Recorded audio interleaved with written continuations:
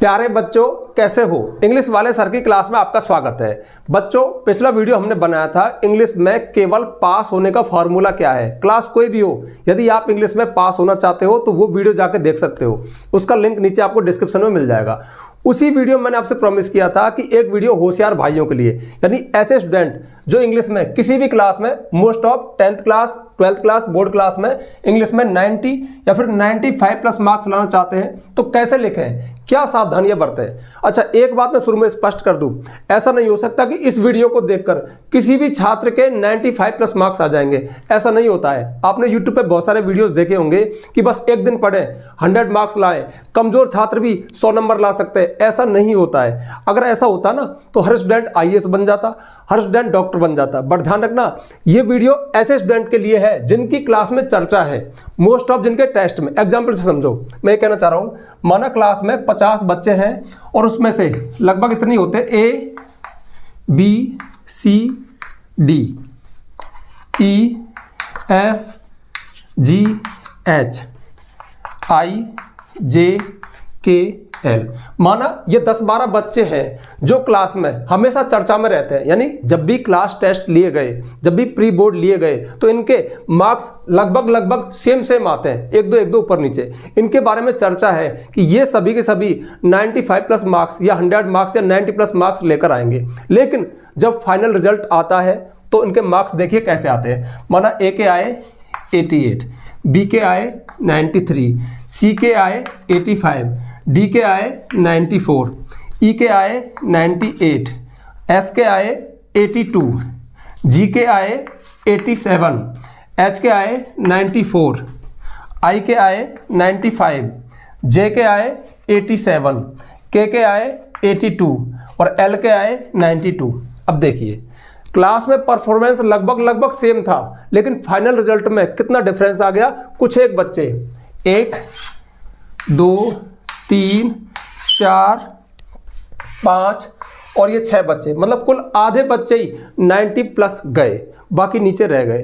तो फिर एक बात बताइए, जब क्लास में परफॉर्मेंस सेम था, टीचर को भी लगता था कि सबके आ जाएंगे, फिर क्या कसर रह गई? उसी कसर को मिटाने के लिए वीडियो आपके सामने है। ठीक है, इसमें मैं आपको कुछ टिप्स बताऊंगा। अरे टिप्स क्या बताऊंगा यार, बहुत साल पढ़ा है, बहुत सारी कॉपियां चेक की है, तो पता है ना कि एग्जामिनर क्या चाहता है, किसको 95 प्लस मार्क्स देता है और किसके में कटौती कर देता है। देख, ध्यान रखना, दो स्टूडेंट सेम नॉलेज है लेकिन लास्ट में मार्किंग में अंतर आ जाता है, और वो अंतर नॉलेज का नहीं होता, बस वो आपके लिखने का तरीका और उसकी कॉपी में ऐसी कुछ खास बातें होती हैं जो औरों में नहीं होती। और निष्कर्ष बताऊं, वो एग्जामिनर को थोड़ा रिलैक्स देता है। एग्जामिनर को उसकी कॉपी को चेक करते हुए थोड़ा सा रिलैक्स मिलता है, थोड़ा अच्छा फील होता है, और जो थोड़ा सा अच्छा फील हो जाता है ना, वही उसको कुछ अतिरिक्त मार्क्स दिलवा देता है। अब वो उसको अच्छा फील कैसे होगा, यही आपको इसमें बताया जाएगा। मतलब कुछ 5-6 पॉइंट में आपको सारी बात बता दूंगा कि आप 90, अगर आप इंटेलिजेंट है तो, अगर आप यहां तक इस ग्रुप में है तो ला सकते हैं। और एक बात बताऊं,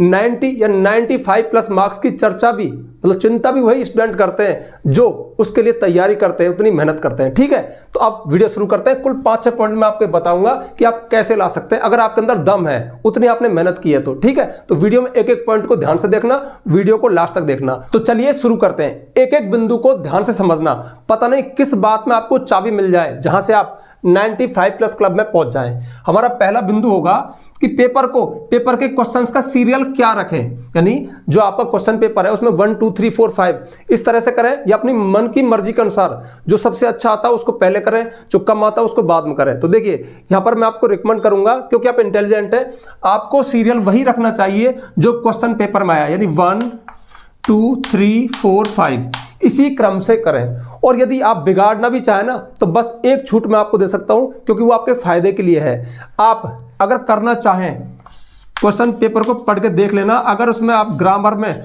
फुल मार्क्स स्कोर कर रहे हो, ग्रामर पार्ट में, क्योंकि इंग्लिश के पेपर में ग्रामर सेक्शन होता है, तो पढ़ के देख लेना। यदि आपको लग रहा है कि आप फुल मार्क्स ला रहे हो तो आप ग्रामर सेक्शन को पहले कर सकते हो।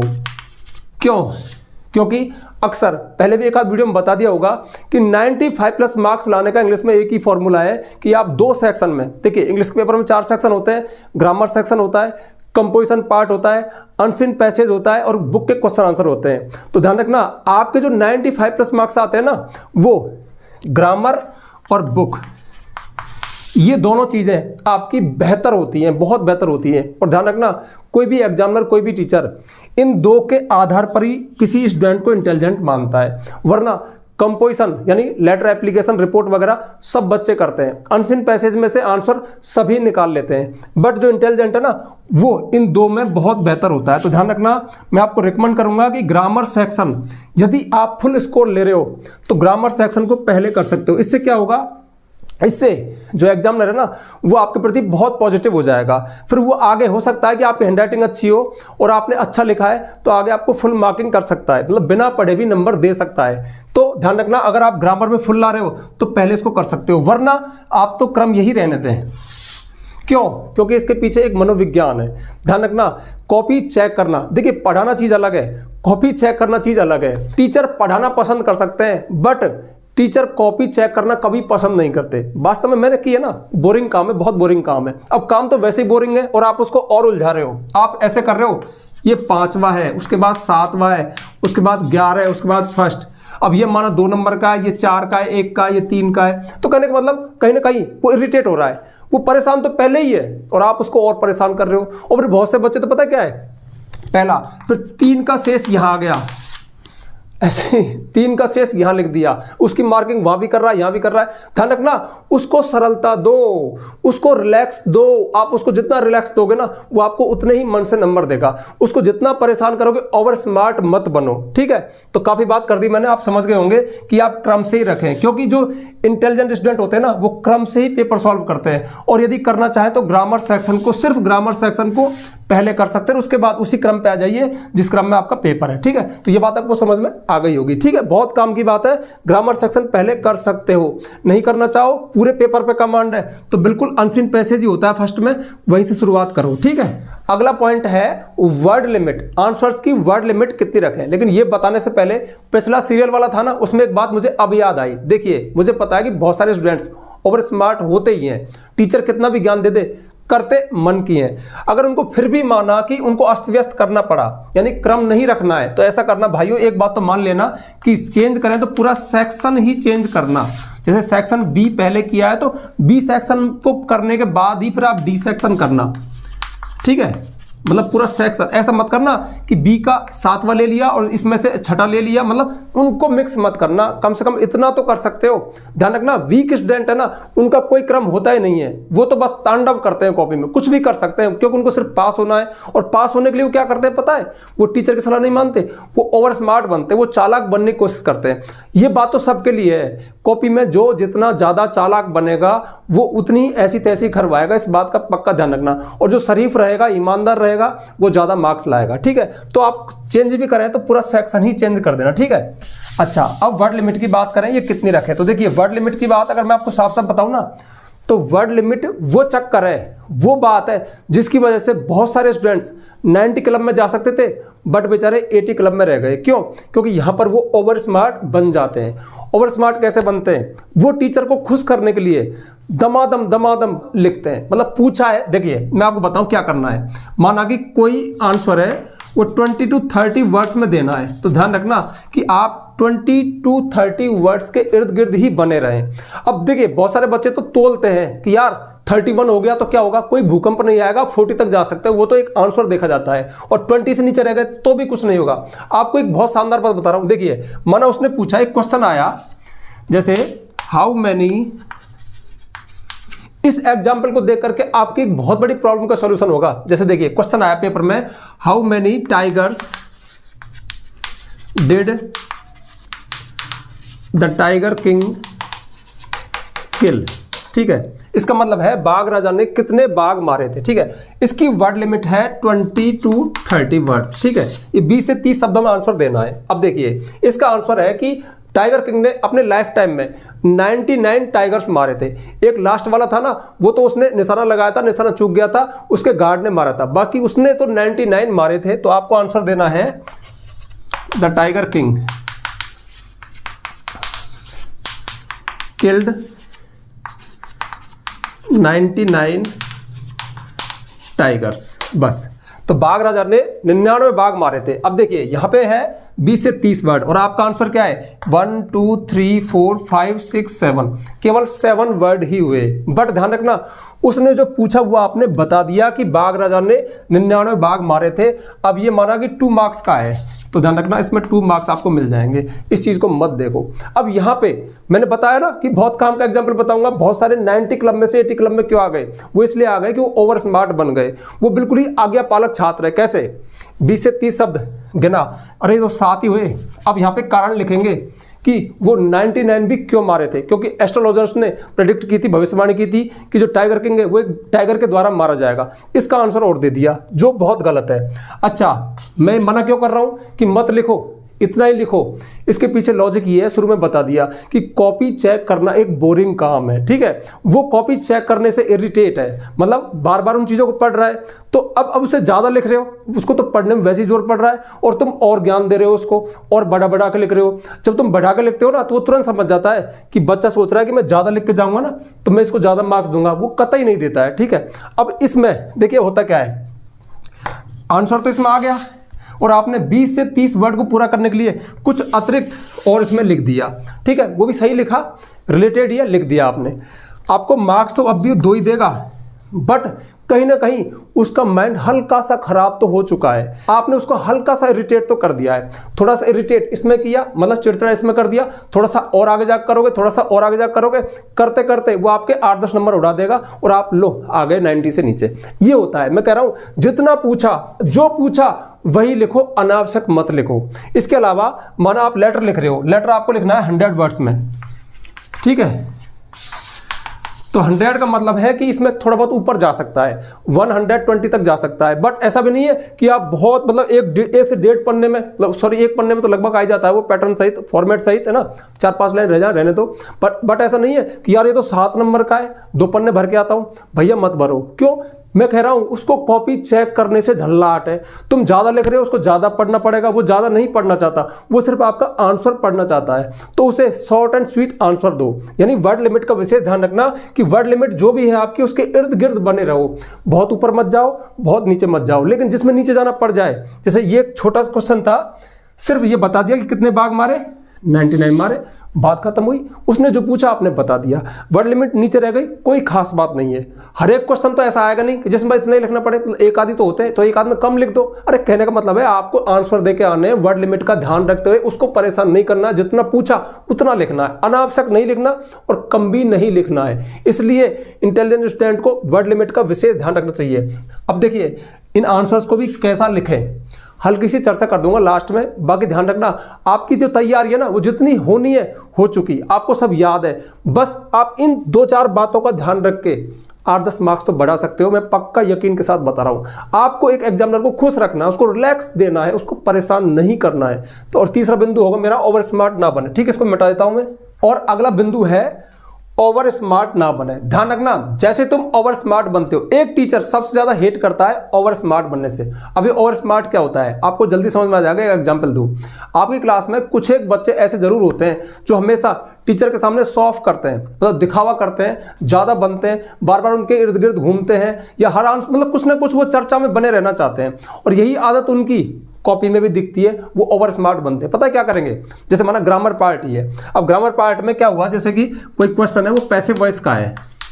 अब पैसिव का क्वेश्चन आया, ये एक्टिव वॉइस आती है, इसको पैसिव में चेंज करना है। तो इतनी मेहनत करते हैं कि पहले उस क्वेश्चन को भी लिखेंगे, फिर आंसर भी लिखेंगे, और हर एक पेपर में, मतलब पेपर के हर क्वेश्चन में ऐसा ही करते हैं, क्वेश्चन को लिखेंगे, आंसर लिखेंगे। अतिरिक्त मेहनत करते हैं, शो ऑफ कर रहे हैं, ओवर स्मार्ट बन रहे हैं, यानी खुश कर रहे हैं। देखो मैं क्वेश्चन भी लिख रहा हूँ, मैं आंसर भी लिख रहा हूँ, टीचर कितना खुश होगा, कितना आज्ञाकारी बालक है, कितना डिसिप्लिन छात्र है जो क्वेश्चन आंसर दोनों कर रहा है। अरे भैया मत लिखो, मैंने क्या कहा, वो अधिक चेक नहीं करना चाहिए, मतलब वो कॉपी चेक करने से परेशान है, वो तो आंसर ही चेक करने से परेशान है। आप क्वेश्चन और टांग रहे हो, मत टांगो, उसको खूब पता है कि नंबर 9 पे क्वेश्चन क्या था, आपको सिर्फ आंसर लिखना है, ये चीज नहीं करनी है। दूसरी बात पता है क्या करेंगे, कोई क्वेश्चन शुरू कर दिया, मतलब आंसर देना शुरू कर दिया, 3-4 लाइन लिख दी, उसके बाद पता नहीं दिमाग ने क्या कहा, भाई ओवर स्मार्ट तो बनना ही है ना, कि यार इसमें नंबर शायद कम आएंगे, काटा, फिर दूसरा शुरू किया, कहने का मतलब ये ओवर स्मार्टनेस है। इसके अलावा पता है क्या करते हैं, इसके अलावा कहीं से भी जुगाड़ करके उसे खूब पता है कि भाई इस क्वेश्चन का ये आंसर है,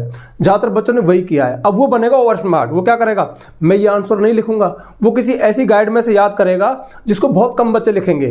वो पता है क्या कर रहा है, ओवर स्मार्ट बन रहा है। कैसे, सबसे आगे तेज भाग जाना चाहता है। वो समझता है कि मैं डिफरेंट लिखूंगा तो टीचर छप्पर फाड़ के नंबर देगा। ध्यान रखना, सबसे अलग दिखाने के चक्कर में तुम ऐसी तैसी करवा लोगे। क्यों, क्योंकि जो सबने याद किया है वो परफेक्ट आंसर है, वो इजी आंसर है। और ध्यान रखना, एक एग्जामिनर को ऐसा चाहिए कि पूछा है जो दे दिया भैया नंबर ले ले, ठीक है, ज्यादा दिमाग मत लगा। तुमने लगा दिया ज्यादा दिमाग, आंसर तो उसमें भी है बट कहीं उसको सोचना पड़ा, उसे ऐसा लगा कि यार देखो, एक तो ऐसा लगता है कि हाँ बच्चे ने मन से लिखा है, कुछ अच्छा डिफरेंट दिया है और वो गागर में सागर है, मतलब शॉर्ट एंड स्वीट है, तो वहां पे तो खुश हो सकता है। लेकिन उसकी लैंग्वेज थोड़ी सी क्लिष्ट है, थोड़ी टफ है और थोड़ा सा ऐसा लग रहा है कि यार आंसर तो है बट घुमा फिरा के दिया गया है, मतलब उसमें कहीं ना कहीं फालतू की शब्दों की बाजीगरी दिखाई गई है जिसकी आंसर में कोई आवश्यकता नहीं थी। तो ऐसा शो ऑफ ना करें। कहने का मतलब है जैसा सब लोग चल रहे हैं ना वैसे ही चल रहे हैं, ज्यादा भी अलग जाने की कोशिश ना करें। अलग जाने के चक्कर में आपकी ऐसी तैसी हो सकती है। तो कहने का मतलब है इस तरह के शो ऑफ ना करें। या फिर देखिए, पूछा है 50 to 60 वर्ड्स में और 100 वर्ड्स लिख रहे हैं, क्यों, एग्जामिनर खुश हो जाएगा ना, मैंने कितना ज्यादा लिखा है। अरे वो खुश नहीं होगा, वो आपके नंबर काट देगा। मतलब एक बात बताऊं, इस भूल में कभी मत रहना कि अगर कोई बच्चा ज्यादा लिखता है, मतलब बहुत बड़ा लिखता है तो ज्यादा नंबर लेता है, कभी नहीं लेता, बल्कि मार्क्स कटवाता है। तो ध्यान रखना, ऐसे ओवर स्मार्ट ना बने, मतलब भीड़ से अलग दिखने की कोशिश ना करें। कुल मिलाकर बात ये है, एक टीचर हमेशा देखिए क्रम से है, हैंडराइटिंग अच्छी है, बीच में गैप छूटा हुआ है, साफ साफ लिखा हुआ है, आंसर उसके अंदर है और सब कुछ ठीक है तो आपको मार्क्स दे देगा। बट आप उसको मतलब ऐसे मत करना कि देखो मैंने ये अलग कर दिया, मैंने ये अलग कर दिया, मैं कुछ डिफरेंट कर रहा हूं, मैं काट रहा हूं, मैं पीट रहा हूं, मैं दोबारा से लिख रहा हूं, मैं इनके सीरियल को इधर से उधर कर रहा हूं। तो ध्यान रखना, वो आपके मार्क्स काट देगा। तो ध्यान रखना, और स्मार्ट ना बने, ठीक है, सिंपल रहे, सरल रहे, ऑनेस्ट रहे, आराम से पेपर दे दें, आराम से मार्क्स आ जाते हैं। 90+ मार्क्स लाना कोई बहुत बड़ा काम नहीं है, आ जाते हैं, खूब आ जाते हैं, ठीक है, आपके भी आ जाएंगे। अब अगला पॉइंट देखते हैं, और अगला पॉइंट है हैंड राइटिंग अच्छी हो। वैसे आप सोच रहे होंगे कि सर इसका तो सबको पता है कि हैंड राइटिंग अच्छी होनी चाहिए, बट ध्यान रखना, अच्छे मार्क्स लाने के लिए, इस क्लब में पहुंचने के लिए ये भी एक जरूरी शर्त है, तो इसका मेंशन करना भी जरूरी था।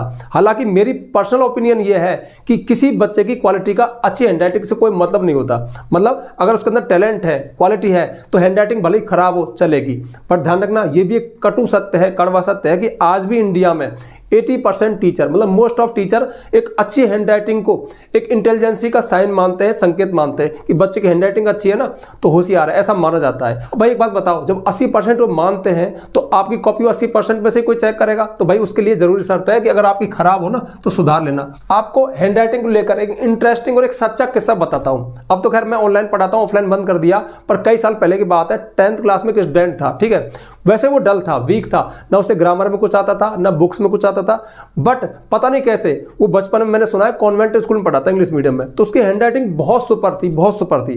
तो मैंने एक प्रयोग किया, मतलब लोग कहते हैं ना कि हैंडराइटिंग से फर्क पड़ता है, तो मैंने उस पर एक प्रयोग आजमाया। मैंने उसको पूरी साल तोते की तरह बस ये रटाया कि तुझे कॉपी भर के आनी है और सबसे पहले अनसीन पैसेज और कंपोजिशन पार्ट करना है, ग्रामर नहीं करनी है। अगर तूने ग्रामर की, क्योंकि डल है, कुछ आता नहीं है, तो तेरे सब रॉन्ग आएंगे, तेरी पोल खुल जाएगी। तो ग्रामर को हो सके तो लास्ट में करना, पहले अनसीन पैसेज वगैरह। और हाँ, उसके दिमाग में कूट कूट के भर दिया कि कुछ भी लिखना गलत सलत, बट कॉपी भर देना।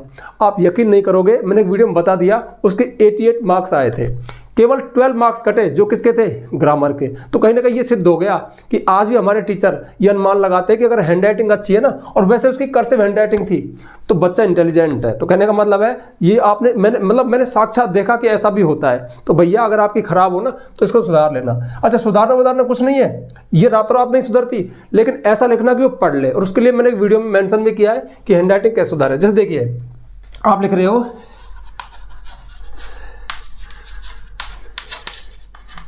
जैसे ये है, तो आपको कुछ नहीं करना, आपको एक तो शब्दों को बांधना है और उनके बीच में गैप देना। जैसे आपने लिखा रामलाल, ठीक है, उसके बाद में गैप दो, अगला वर्ड यहां वाज, ठीक है, फिर एक ए, उसके बाद ये।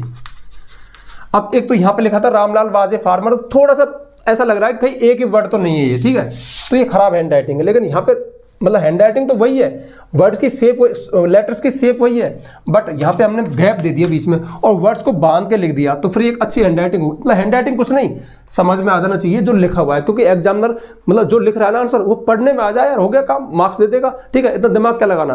तो ध्यान रखना, हाँ अगर आपकी अच्छी हैंडराइटिंग है तो उसका फर्क तो जरूर पड़ेगा, लेकिन रातों रात नहीं सुधरेगी। ठीक है, वर्षों में बिगड़ी है, सुधरने में महीने तो लगेंगे, लेकिन फिलहाल आप ऐसा लिख के आ सकते हो। ठीक है, अब इस पॉइंट पे मुझे ज्यादा चर्चा नहीं करनी, क्योंकि ये खराब है तो है, सही है तो है, लेकिन कोशिश करना कि वहां बेहतर लिख के आना। और हाँ एक बात मैं भी बता दूं, ऐसा मत करना कुछ गलत हो जाए तो बार बार, ठीक है, इसका मतलब है आप खुद ही स्वीकार कर रहे हो कि मैंने बहुत सारी गलतियां की है श्रीमान, मतलब सर आप मेरे मार्क्स खूब उड़ा सकते हो। अरे भैया, कॉपी सरसरी दृष्टि से चेक की जाती है। फिर कह रहा हूं, यदि आपके बुक के क्वेश्चन आंसर सही है, आपका ग्रामर पार्ट सही है ना, तो आप इस क्लब में पहुंच जाओगे। उसके अलावा वो सही तो है, फिर मैं जो आपको कुछ सावधानियां बता रहा हूँ, कुछ पॉइंट बता रहा हूँ, इनको ध्यान में रखते हुए, हालांकि लास्ट में एक पॉइंट और बचा है मेरा, उसके बाद में 6-7 पॉइंट लिखवाऊंगा, फटाफट बता दूंगा कि ये और कर लेना। मतलब बहुत फर्क पड़ता है, मतलब वीडियो को छोड़ के मत भागो।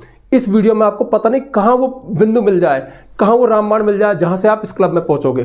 मैं व्यू के लिए नहीं कर रहा, मैं दिल से बता रहा हूं, क्योंकि ये जो वीडियो में आपको बात बता रहा हूं ना, ये मेरे वर्षों के टीचिंग का एक्सपीरियंस में इस वीडियो में झोंक रहा हूं, ताकि आपको फायदा हो जाए। ठीक है, अब बढ़ते हैं आगे।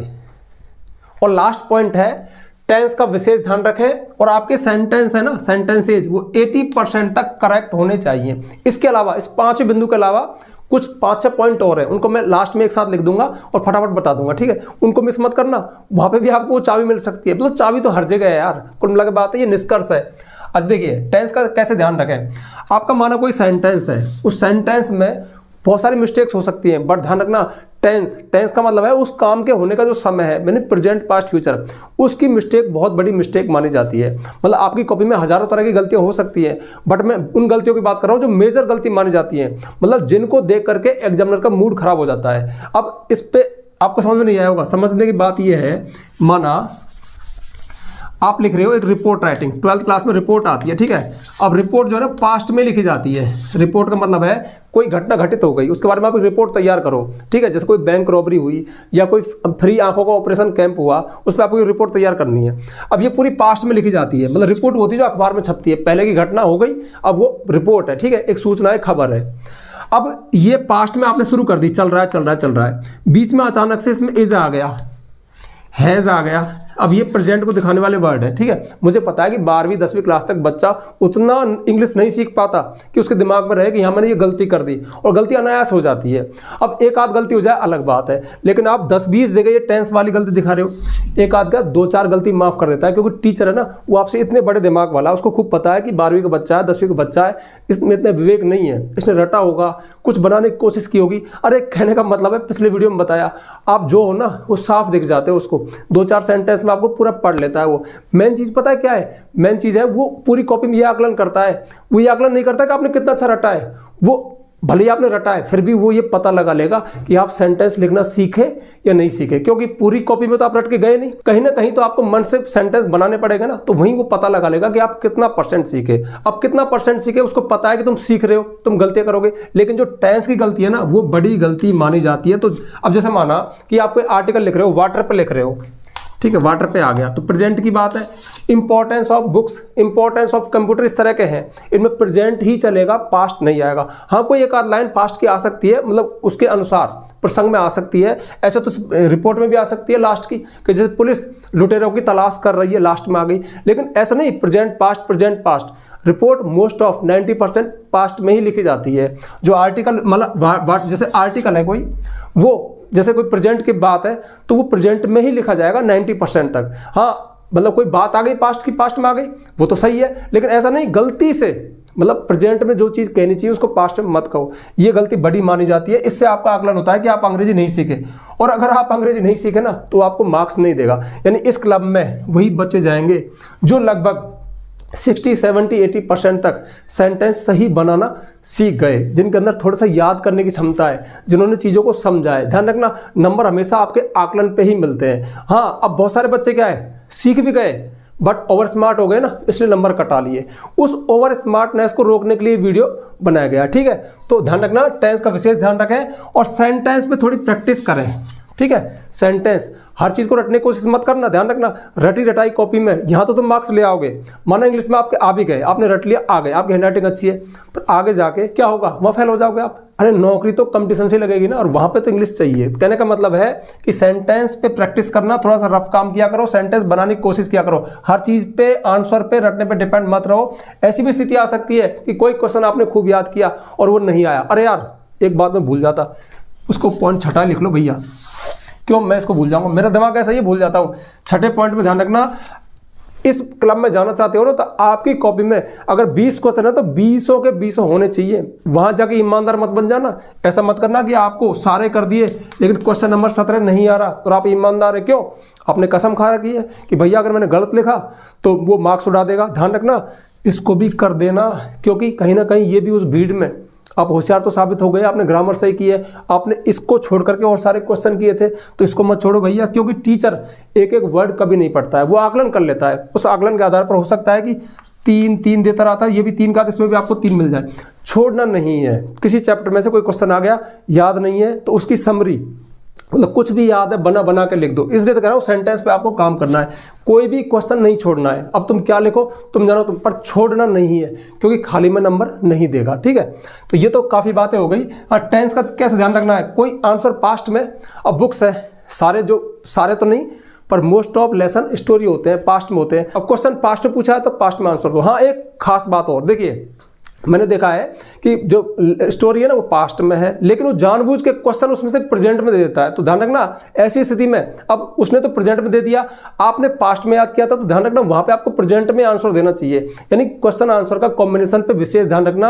अगर क्वेश्चन प्रेजेंट में डिमांड कर रहा है तो आंसर प्रेजेंट में आना चाहिए, पास्ट में तो पास्ट में आना चाहिए। सब मुझे लगता है शायद मैंने इस टॉपिक पे एक वीडियो बना दी इस चैनल पे, उसको जाकर देख लेना। ठीक है, अच्छा ये हो गया। ठीक है, अच्छा ये बता दिया आपको मैंने। 6 पे मैंने क्या बताया था यार, 6 पे हाँ, कुछ भी नहीं छोड़ना है, एक भी नहीं छोड़ना। ठीक है, इसके अलावा कुछ छोटी मोटी सावधानियां और बता देता हूं। और चलिए अब लास्ट में 3-4 पॉइंट और बचे, इकट्ठा मैं एक साथ बता रहा हूं, पहले वीडियो काफी लॉन्ग हो गया। देखिए नंबर 7 है ना, ये बहुत काम का है, फैक्चुअल आंसर कह सकते हैं, यही आपकी इंटेलिजेंसी को दिखाता है। इसमें मैटर की बात है कि मटेरियल क्या हो, मतलब जो कमजोर बच्चे सोचते होंगे कि इंटेलिजेंट या फिर जो टॉपर है उनकी कॉपी में ऐसा क्या मटेरियल होता है, तो भैया ये मटेरियल होता है कि वो फैक्चुअल आंसर देते हैं, तथ्यात्मक उत्तर देते हैं, फालतू की रामायण कम करते हैं। देखिए एक होता है फैक्ट, एक होती है फालतू की रामायण। समझ में नहीं आया ना, अभी मैं आपको बताता हूं। जैसे देखिए वाटर, सेव वाटर या वाटर कंजर्वेशन पे, माना आपका कोई आर्टिकल स्पीच आ गया, पैराग्राफ आ गया, आप उसका आंसर दे रहे हो। अब एक बच्चा तो उसको खींच रहा है, कैसे खींच रहा है, वाटर इज वेरी इंपॉर्टेंट, पानी बहुत जरूरी है, we will die without water, हम पानी के बिना मर जाएंगे, वी शुड सेव वाटर, हमें पानी बचाना चाहिए। इन तीनों बातों में कोई दम नहीं है, सबको पता है कि पानी बहुत जरूरी है, लेकिन एक फैक्चुअल जो आंसर है ना वो ऐसा होता है, water is our basic need because it fulfil our biological need. पानी बहुत जरूरी है क्योंकि ये हमारी बायोलॉजिकल नीड को पूरा करता है। इसके बाद फिर आप तथ्य दीजिए, आंकड़े दीजिए, जैसे कि जो अपना अर्थ है ना वो 70% 70% पानी से कवर है, फिर भी पानी की लेक है, कमी है। क्यों? क्योंकि मात्र 3% जो वाटर है ना वही पीने योग्य है, लेकिन उसमें से भी 2% हमारे ध्रुवों पर बर्फ के रूप में जमा हुआ है, मात्र 1% ही जल है। अब परसेंट बता रहे हो, 3%, 1%, 70%, इसे तथ्य, इसे फैक्ट देना कहते हैं। और यहाँ पे जो एग्जामिनर है ना वो खुश होता है, आप लिख रहे हो बायोलॉजिकल नीड है, तो ये वो दमदार शब्द हैं, ये आंकड़े हैं, ये तथ्य है, ये सारगर्भित उत्तर है जो उसको चाहिए, जिसमें मार्क्स देता है। बजाय इसके पानी बहुत जरूरी है, हम पानी को न मर जाएंगे, हम पानी बचाना चाहिए, 20 बार लिख देगा पानी बचाना चाहिए। अरे सबको पता है यार एक ही बात को। अगला पॉइंट ये है, हाँ ये देखो, सेंटेंस को रिपीट ना करें। बहुत से बच्चे हालांकि कमजोर करते हैं, ये जो वीक होते हैं ना पास होने के लिए, एक ही बात को 5-5 बार लिखेंगे, लेकिन आप इस क्लब में जाना चाहते हो ना तो आप ये गलती कभी मत करना, क्योंकि टीचर है ना हालांकि पूरी कॉपी में इतना गौर से नहीं पढ़ता, लेकिन कहीं भी जब पकड़ में आ गई ना बात, वहीं पे दिमाग खराब हो जाएगा, मार्क्स उड़ा देगा। तो ध्यान रखना किसी भी लाइन को रिपीट ना करें। लाइन का मतलब है ऐसा नहीं सेम मतलब एक ही बात को दोबारा से ना कहें अलग शब्दों के साथ, वो पकड़ जाता है, उसको चाहिए मैटर, दमदार। ठीक है, अच्छा तीसरी बात है, अब अगली बात है आंसर्स के बीच में 2 लाइन का गैप। ये तो मैंने कमजोर जो पास होने वाले हैं उनको भी बताया था, सबको बताया है कि जैसे आपका आंसर खत्म हो ना उसके बीच में 2 या 3 लाइन का गैप जरूर दें, ताकि आपके आंसर अलग अलग उसको स्पष्ट हो कि भाई यहाँ ये खत्म हो गया, यहाँ ये शुरू हो गया, कहीं उसको ढूंढना ना पड़े कि ये कहाँ खत्म हुआ कहाँ शुरू हुआ। तो उसको दिक्कत मत दो यार, उसे इजीनेस दो कि भैया मेरा आंसर है, सॉरी भैया नहीं टीचर, गुरुजी सर, कि ये मेरा आंसर है, इसको फटाफट से चेक कर दो, मुझे मार्क्स दे दो। मतलब आप उसको जितनी सरलता दोगे, उसे जितनी इजीनेस दोगे ना, वो आपको उतनी इजीनेस से नंबर देगा। उसको जितना टफ कर दोगे मामला कि छठे का शेष यहाँ है, फिर तीसरा यहाँ लिख दिया, तांडव मत करना कॉपी में, ईमानदार रहना, ऑनेस्ट रहना, वो भी आपको मार्क्स दे देगा। ठीक है। इसके अलावा नंबर 10 पे, आगे ज़्यादा मत सोचो। फिर भी आपको डर लग रहा है ना, तो आगे ज़्यादा मत सोचो, क्योंकि एक पेपर तुम्हारा फ्यूचर डिसाइड नहीं कर सकता है। सिर्फ इस इंग्लिश में ही 95 मार्क्स आने से ऐसा नहीं कि बहुत बड़ा कोई आपकी ज़िंदगी में भूचाल आ जाएगा या कोई बड़ा सा आपको कोई बड़ी सी जॉब मिल जाएगी, ऐसा कुछ नहीं होता है। ये बस 1-2 दिन की बात है। आपको ध्यान रहेगा कि यार मेरे थोड़े से मार्क्स कम आए या ज़्यादा आए, लेकिन असली जो काम है ना वो क्या है, आप नॉलेज गेन कीजिए, अपनी क्षमताओं को बढ़ाइए, प्रैक्टिस कीजिए, सीखिए, लर्निंग कीजिए, हर सब्जेक्ट के अंदर जाइए, उसको इंटरेस्ट के साथ पढ़िए, नॉलेज गेन कीजिए। अंत में जो नॉलेज है ना वही आपको सक्सेस दिलाएगी। यहाँ पर ये जो ट्रिक जो मैं बता रहा हूँ ना, ये तो क्या बहुत साल मैंने पढ़ाया तो एक्सपीरियंस है कि भाई ऐसे ऐसे अगर करेंगे तो नंबर आ जाएंगे, आपकी डिमांड पर ये बना दिया, लेकिन ये वास्तविक चीज़ें नहीं है। हैंड राइटिंग से कोई फर्क नहीं पड़ता, क्योंकि लास्ट में तो आपको ये गोले काले करने हैं। ठीक है, आपको पता है ना OMR शीट भरनी है, और वो गोले काले मतलब नॉलेज चाहिए, दम चाहिए, तो दम पैदा करो। इंग्लिश है, इसकी ग्रामर को पढ़ो, सेंटेंस बनाना सीखो, रोजाना डायरी लिखा करो, तब जाकर इंग्लिश ऑटोमेटिक बढ़ जाएगी यार। ग्रामर पे फोकस किया करो। ठीक है, ये तो आपको मैंने बता दी कि भाई ठीक है, उनको बना दिया, आपको बना दिया। अभी तो एक वीडियो और बनाना है, क्योंकि जो एवरेज वाले हैं ना, जो बीच के 50 से और 80 तक जो एवरेज हैं, वो कहेंगे सर हमारा वीडियो कहाँ है, भैया एक उनको ही बना दूंगा। ठीक है, तो ये था वीडियो। हाँ, अब यार इतनी मेहनत की है तुम्हारे साथ, ठीक है, पूरी ईमानदारी से कि आपने देख लिया होगा, मैं एक ऑनेस्ट पर्सन हूँ।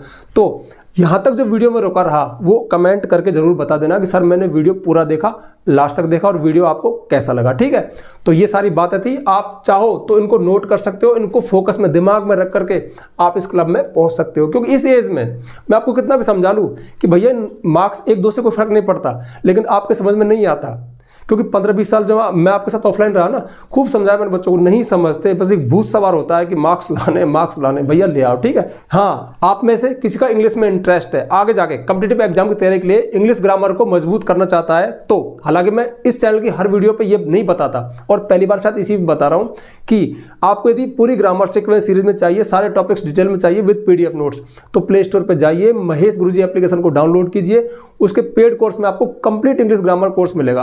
तो सारे के सारे टॉपिक्स सीरियल में, सीक्वेंस में, सीरीज में मिलेंगे। उस कोर्स की नाम मात्र की फीस है, आप चाहे तो परचेज कर सकते हैं, लेकिन एग्जाम के बाद। और हाँ, एक खास बात अभी मैं बताते हुए हिचक रहा हूँ, क्योंकि आप में से मोस्ट ऑफ जाएंगे और फिर एक जो नंबर दिया है ना उसमें लगातार वो मैसेज करेंगे कि सर इसमें हमारा लेसन है क्या।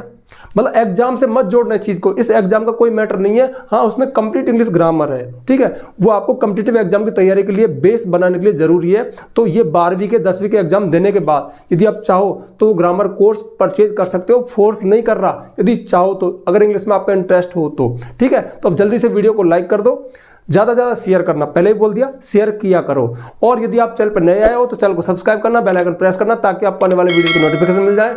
आज के लिए बस इतना ही, मिलते हैं नेक्स्ट वीडियो में नेक्स्ट टॉपिक के साथ, तब तक के लिए बाय।